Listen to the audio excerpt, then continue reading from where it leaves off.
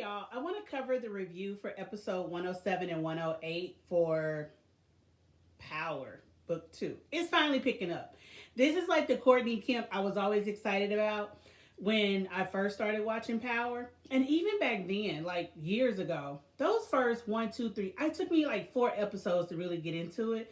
But once they get it going, it's good. And now I feel like we're at that cat and mouse suspense puzzle piece that Courtney Kemp and the crew does really, really well in terms of the writing room and the actors being able to execute it.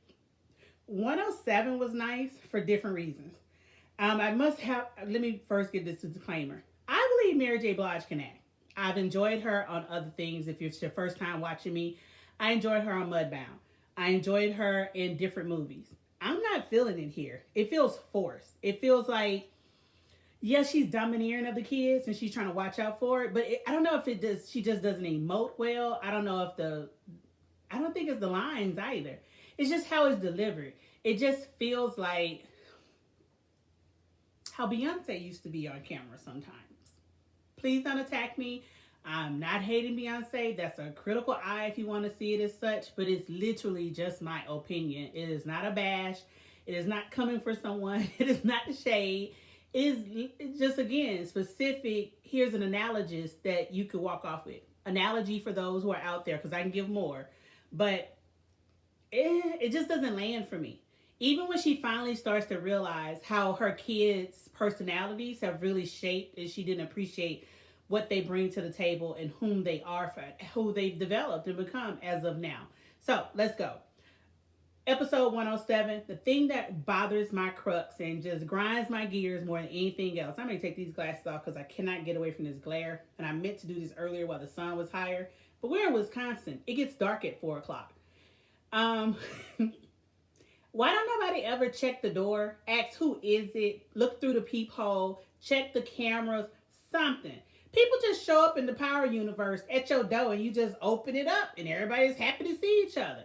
Number one, I understand in dorms they don't have peepholes and they don't have cameras, so you don't know. That's why you ask who is it. I haven't lived in a dorm in years. But even my small HBCU, 1,500 people max, and I had a roommate, I'm asking who it is. That's just what it's going to be. I don't know if that's a matter of just I'm black. It's not because I'm in some high density urban area. Although I did go to undergrad in New Orleans and the murder rate was off the chart. I'm pretty sure it was number one multiple years while I was there.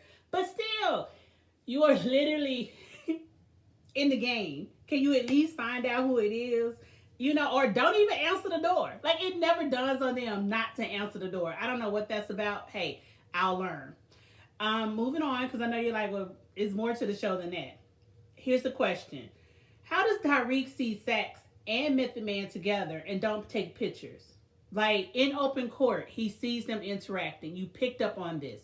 You see them elsewhere. And you think you're just going to go back and have this conversation with somebody and not have the conversation? Now, I'm tying these two together, 107 and 108. I'm very perplexed.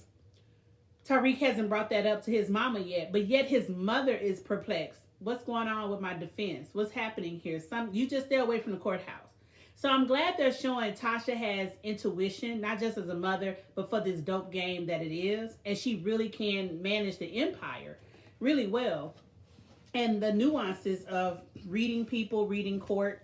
But 107 had more input for court procedure that I would talk about. And 108 was more about personalities and, campus life, that homecoming parent weekend. Number 3 for episode 107. How are they talking on these MCC phones during visits? Now, let me preface.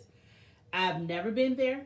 I've never had a client there. I've never shadowed anyone there. I didn't do any externships there, clerkships there, nothing.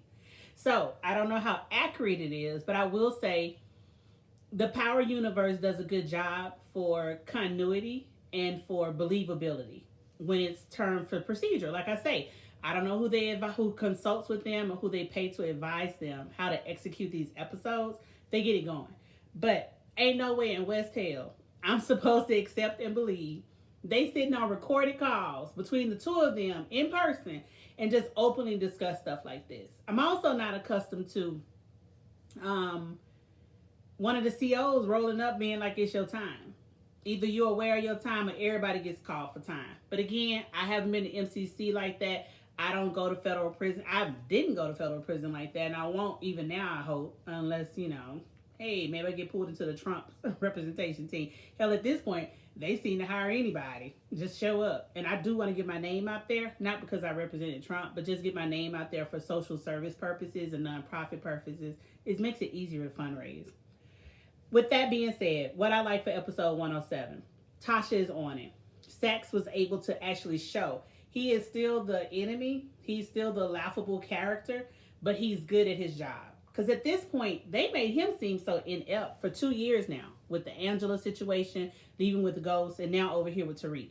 And it's like, yo, this man, look, I'm all for, there are a lot of Caucasian males holding places where they can just walk in and someone like myself would have to fly and soar. Meaning we have to be overachievers like President 44, President Obama, former President Obama, versus just lackadaisical white boys who showed up and got the job. It's a trade-off. So I'm glad they did show he has some skill, he has some talent, and he went in and let have. He really did. And it was also good to see Method Man pull his collar about that too. Like, yo, we got an agreement. Here's why that matters. Anytime people file for like ineffective assistance of counsel, that's one of the first things they do. They try and show, and it's okay. I've even been involved in those cases where attorneys are happy for you to file and they'll sign off on it. But when they're inept and don't really know what they're doing, it's offensive. Like, how did you sit in court all that time and didn't say something? You didn't catch he was he was beating you. You didn't understand the rules of procedure you need to challenge and object to. I also don't like that sometimes, even when they object, they don't state the reasons why. Like, yo, judges really have to know you to be like, oh, it's Joyce. I already know. But that's called familiarity. Sorry, I cannot pronounce that word to save my life. But that's called when you have a relationship and rapport there. Going on to episode 108. We leave with Tasha in a real paradigm of, yeah, the case may be going pretty good, but they're announcing Tariq's name a little too much. 2-Bit is getting out. Francis is his real name. 2-Bit is the character name that we know. He's like, I ain't no snitch. Method Man was able to convince him. If you just go in and say, you know what, this person wasn't involved, but I did notice I've never seen Tariq. That's all I need you to say and do. And you're done. So it does help Tasha, but they're really framing up Tariq for what it's worth. Same thing with Angela's sister. The fact that she got on the stand and was getting played to the left, it took Tasha to have to meet with her afterwards and talk about it. Dude, I'm not helping you because Angela was ever anything good to me or Ghost set this in motion. And no, I'm not the queen pin. But it's good how they showed the nuance and how you're able to just, all you got to do, remember this, is put doubt. So if you're used to the vernacular, just sprinkle a little salt. If you're not used to the vernacular, all you have to do is spin people to put that doubt there. Yeah, I just snapped my finger because that's part of the war room discussion. How do we reduce this? How do we give the doubt there? How do we, it's not always picking somebody apart. It's not always playing up the truth. It is about what's most credible and what can be sold. And that's something I struggle with completely, except I look to grow in that area and be a better, better counselor. 108, we roll into Tariq is getting ready for homecoming weekend and parent weekend. I like how they juxtaposed, but I also didn't care for. They basically tried to show like the children were really a mirror image of their parent. Look here, people meet me and think, and I have to preface this now because I've had friends run, whoa, your mother's nothing like you. Yeah, what you think? I didn't get here from osmosis. I have 2 parents. I am more like my father. He has a gregarious, egalitarian, is a large personality. My mother is reserved, calm, and barely speaks. Do you hear me? You have to ask direct questions, and even when you do, you may not get an answer. I'm letting you know now. My mama don't play that. She sits quietly. She don't bother nobody, and she don't want to be bothered. That's just what it is. So to see the young girl whose mother, knock, knock, knock, course correction gets the delivery. I know you ain't paying for no tutor when you can study for free. Ooh. That sounds like something I would say, but I know you need tutors from time to I've had to get tutors. Like, what are you talking about, Mom? Like, girl, no. Mom, can you just get the packet and come on? And I don't even say Mom, but that's how much they rubbed off on me. The blonde hair girl, Lauren, that Tariq kind of sort is also in the mix with, her mother wants to be able to show y'all with raising her hand and answering questions and offering to the dialogue. I'm more than aware about it, and I can synthesize what that book is about. There's, of course, a Caucasian father who speaks up and goes with the converse, which is, why are we dealing with this? In terms of racism, isn't it overplayed? Aren't we tired? Can we move forward? And as always, we're in America. It's never going to die. It's never outdated. It may evolve. It may cover more area, less gray. But if we don't directly handle these things, how do we get past it? It was good to see Brayden's family is stereotypical aristocrats, as you would think. You know, the son is coked up, the daughter's coked up. Brayden is pushing Tariq. Why can't we sell coke? It's homecoming weekend. Nobody wants to be around their parents. We'll make a killing. Tariq is like, look, we got to stay in our lane. We do pills, we do weed. And that's smart. That is exactly what you do. Stay in your lane. Ultimately, Too Big comes to campus. Tariq is supposed to be meeting with Lauren and her family go to lunch. Her mama is somewhat sideways about it. She don't like the notion that Lauren got rid of old dude who's supposed to be. He looks like the man from Candyman. I didn't really watch that movie as a kid growing up, but I do know he looks like that man. Even when they dress him and he wearing the turtlenecks and the overcoats trying to be all stiff and proper. She was like, look, I'm not for begging or chasing a man, but honey, that's the full package. You may want to revisit that. She's obvious in that she doesn't like Tariq. Her father is like, well, you don't have to get back with him, but we're going golfing this weekend. I appreciate Daddy for putting it out there, but also he didn't ask for permission. So I'm like, what? And I've had that, where I've had boyfriends, we break up, but they still kick it with my brothers. They go play basketball together.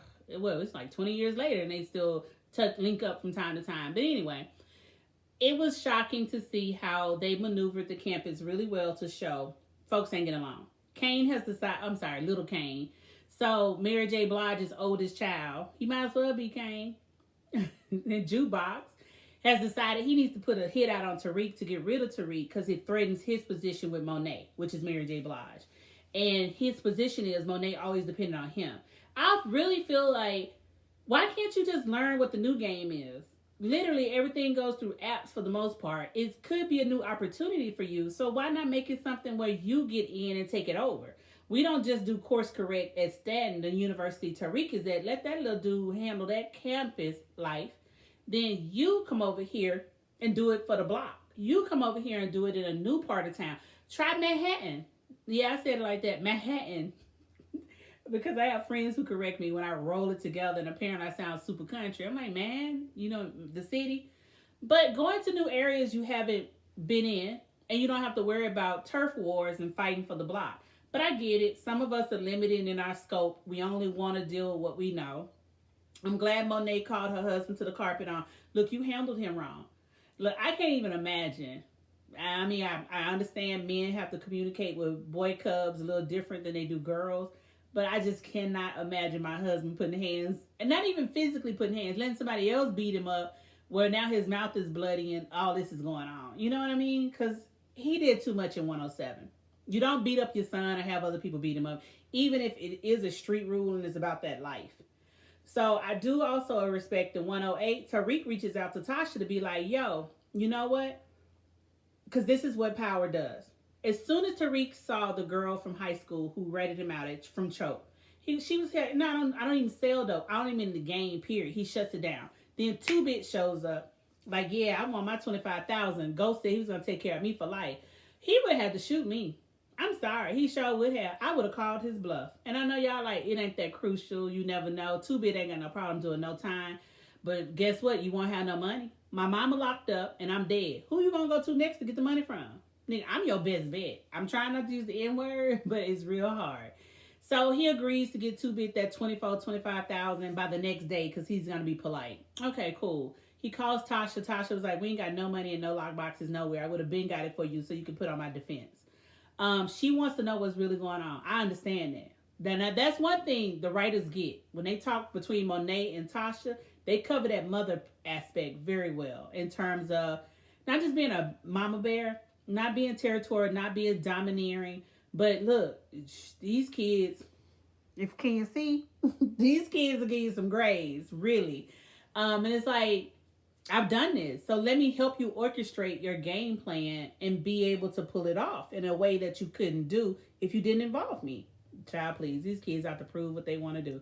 So anyway, we go on to the situation of two biggest promises, 25, 24K. Tasha ain't got nothing in the lockbox. So Tariq decides, you know what?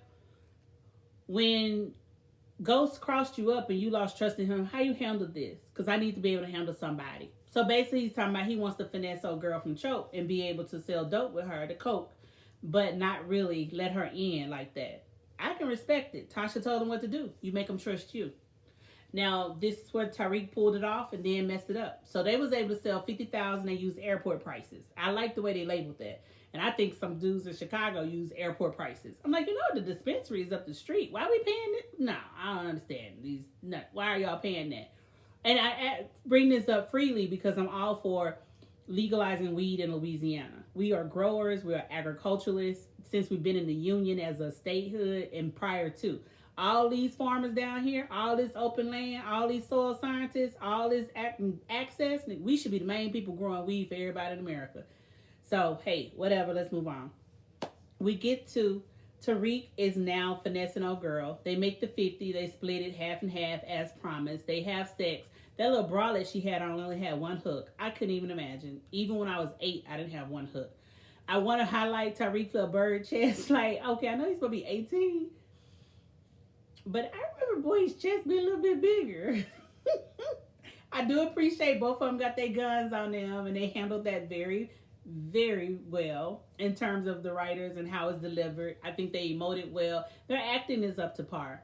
We go to Tariq gets to see Diana and Mary J. and them show up for the basketball game for Zeke. Let me let y'all know, because I have questions about this professor who's chasing Tariq, assuming him and Professor Ingram are sleeping together. I'm like, what? He 18 with a bird chest, boy. Even if she is a sex addict. She got Zeke and other big boys running around on campus. So, hey, you know what? I'm not knocking nobody's style. There are slender men or androgynous men that carry a finesse about, a je ne sais quoi about them. Prince is one. Prince can entertain and catch a woman's eye and catch the baddest woman's eye and still be Prince. So, I'm not knocking that. I'm just saying, be realistic, bro. Like, yeah, even if she's sleeping with a student, you don't consider she could be sleeping with another student? Not even the one she directly advises, but okay, whatever. We go into Mary J. Blige shows up on campus looking extra suspicious of the professor who is Zeke's sexual partner. And it's like, why are you mad dogging her like that? It's a teacher. Who cares? He's stressed out about the game. Zeke wants to be able to put up big performances so he can get the family out the dope game and they can rely on his check. And bless his heart, I expect the Tejada family has to be bringing in more than 2 or 3 million, dude. So even if you get a contract, what's your contract gonna look like? But hey, maybe they don't play that part up that he is that kind of superstar and it'll be 50, 60 million. But I just haven't heard those numbers thrown around, even when they talk about it. Well, he wins the game. But before the game wrapped, the oldest boy really does try and get one of these kids to kill Tariq. This little dude makes it out of his way. But who shows up when lemon lime, highlighter yellow, tennis shoes on, East Coast sneakers, gym shoes for those who need to sell those words? I'm just like, that makes no sense. None. Then he tries to stab him, but good thing is Tariq told 2-Bit, instead of meet me at the front of the campus, come meet me at the pool. How does 2-Bit know how to get around campus? Y'all, I went to a small liberal arts, historically black college. Campus is hard to get around. Do you hear me? You be like, where that building at? Show me how to get here. But thankfully, the writers make it happen. He shows up just in time to save Tariq from being murdered. Then he drowns the boy. Tariq keeps the young man's cell phone and leaves everything else behind. So it turns into the university announces it as he got drunk and drowned. But the professor who's following your girl from This Is Us, Tariq's advisor and Zeke's new sex partner, and tries to put it together. Like, also, Tariq goes and meet with the middle child of Mary J. Blige. I can't remember his name right now, but he's the one who's openly gay. They stand at the door talking to each other. My man, you can't just come on in. You never know who watching you. You never know who listening. So these are the things that don't add up for me. But I do have questions such as, why is this professor so pressed to try and catch this woman cheating with a student when all he does is sleep with students? They kind of intimated that, and he was like, well, that's a grad student. Okay, 18 versus 24. It don't matter. Or even 22. It's a student when it comes down to, how to get handled with student affairs or HR. Number two, how do y'all see Tasha reached out to Daddy Tejada in lockup? Mary J got it understood like, yo, your mama is never supposed to call that number under no circumstances nor involve him. I understand why she said what she said, and this is me speaking. I'm glad Mary J talked about it. If you watch the after the show, Courtney Kemp talks about it too. She doesn't make an idle threat like you do something to my child, I'm gonna do something to you. No, come on, y'all. She ain't even got contacts, connections. It's like me saying, look, dude, I'll fight you. I know I'm gonna lose because you have man strength. I can't do that, but I'm gonna find a way to beat you though. That's how she came across to him, which is, you hurt something I love, I'm going to find a way to hurt something you love. I totally understood that. I only got so much, but I promise you, what I do have is tenacity and a brain, and I will be focused. But the message got across because Monet was able to reach out to Tariq. He met him under the bridge. I don't think that was Dumbo. But anyway, that was further out, the V bridge. Velazaro? I forget it. But anyway, the one that cost like $26 to cross. Vazarano, man, I'm still saying it wrong. Anyway, but the point is, Mary J's like, she's figured it out. I didn't put that hit out on you. He made a move against the family. And now I see, like, I don't watch enough gangster movies, those Italian mob movies to understand, but I get where she's coming from, which is he's making self-interest moves that don't benefit everybody and is jeopardizing all of us. To try and kill Tariq during a busy basketball game, one, while Zeke was playing, two. There are cameras everywhere because it was on ESPN, three. It's covered internationally, four. There was retaliation. They tried to jump all of them after the club, and it was going to shoot Zeke in the knee. When the middle boy said, yo, take it out on me, they was like, nah, it'll hurt Monet more if I did this. And Zeke felt that. Hell, I felt it for him. They delivered that performance well because it was just a matter of time and you just knew it. But he jumped at it. Somehow got the gun loose and then fought and just beat him in the face. I'm like, so we don't reach for guns when they fall? Because your boy had two other dudes with him that was part of the game, the GTG quad, and they didn't reach for the gun. Oh, okay. I guess I'm a girl, so I'm always going to reach for the gun. I don't know. Excuse me. At the end of the day, Monet sees her middle child as, you know what? You the real leader here. You always self-sacrificing. You see the greater good. You take the pain even when it's not your fault. And let me blame you to keep things moving forward. And now he made the call with his eldest brother. Just gonna go take care of him. She's like, you call that hit? She said, yeah. And of course the eldest left that one boy alive and said, I want whatever half of you bring in. From, robbery to selling dope. Because again, he's still trying to see it for his benefit. So he isn't working with the family. I did feel bad. Deanna doing that one-eyed cry. But she gave him money and was like, you ain't allowed in the house. I was really confused because I wouldn't get involved in that. I was like, you gonna go talk to mama yourself. Let mama say what she got to say. You say what you got to say. And y'all work it out. Leave me out of it. But Monet is watching from upstairs out the window with that little lace curtain she pulled closed. I was like, what? Okay, whatever. Yeah, I got blackout curtains. So you're going to get that white side because of HOAs, but lace? Okay, whatever. Anyway, he leaves and his feelings are hurt. With that, here's how we wrap it up. My concern becomes if Tariq's going to end up with Lauren. If Diana is really going to be able to step up, mitigate the issues going on with her brother, her mother, and Tariq, or is she just going to really get into the game and figure out how to make these sales the best? If you haven't had a chance, hit the like, hit the subscribe. I know I talk longer than you may be ready for. I'm happy to make it lighter. But as of now, there wasn't much procedural to deal with in 108. It was more personal and interpersonal issues going. How can Tasha manage this from behind bars? How long will she be there? Tariq had no one for a parents' weekend. Daddy's dead. Mama's locked up. And somebody tried to come for him for that. And I thought that was just so shady. It was so ridiculous and unnecessary. Number two. That's number three. Too Big going to go see Spanky's mama, which was Lunel. That was a bad act with Miss Lunel. And I actually like you. I follow you. You can see it in my subscription. But with that cry, look, before you started that crying, you was on it. But with that crying, you just couldn't emote. And I was like, I've seen you do really well, even on like the George Lopez show, which I actually like you with Chewy. I think y'all was super cute together. But I like how she was trying to come out that door with that little cart. It's so typical. It's so age appropriate, location appropriate. I appreciate for whatever reason, I guess 2-Bit feeling guilty. And so he's gonna look out for her. And maybe that's why she was looking at him side-eyed, which is, well, if my son got out for snitching, how you standing in front of me? You must have snitched too. But when you gonna come up dead? You know, I don't know what the back workings are, but I know this much. Courtney Kemp and the Power Universe, they don't just put that stuff in there for fillers. It usually is an Easter egg for something that's coming. And we'll be looking back on this 3 episodes from now.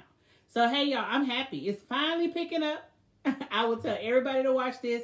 If you haven't yet, subscribe or follow up and see my other Clubhouse updates because I'm getting alerts now on this. But let me know what your questions are, your thoughts were for the episode.